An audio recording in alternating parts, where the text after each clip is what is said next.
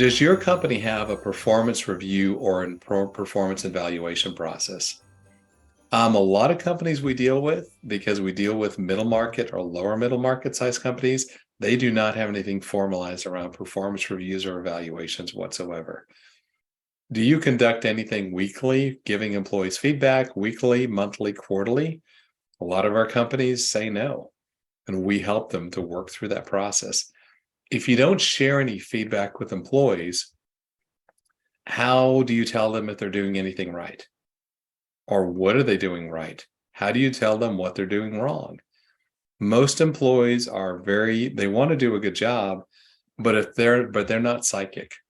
So how in the world do you expect them to do a good job when you simply give them, there's no feedback, so this huge vacuum.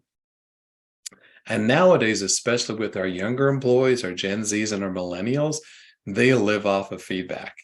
So they want feedback on a continuous, regular cadence, and a lot of times that has to be done weekly.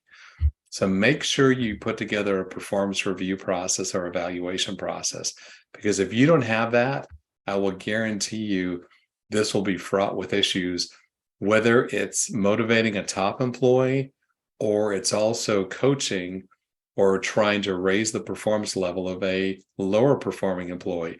If you don't give that lower performing employee feedback, how are they going to know they're not doing a good job?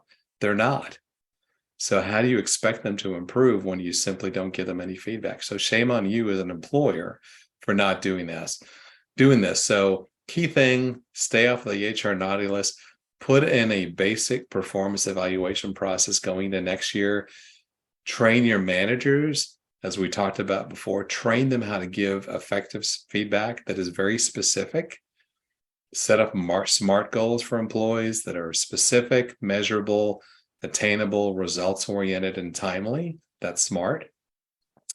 Going into next year, so you have some basic toolkits shared here. Put together a basic review process, do some training. Again, if you need help, let us know. We're happy to talk to you about how we can help, or you can do this on your own. But making sure you do something going to next year, that will give you a much better likelihood of staying off the HR naughty list.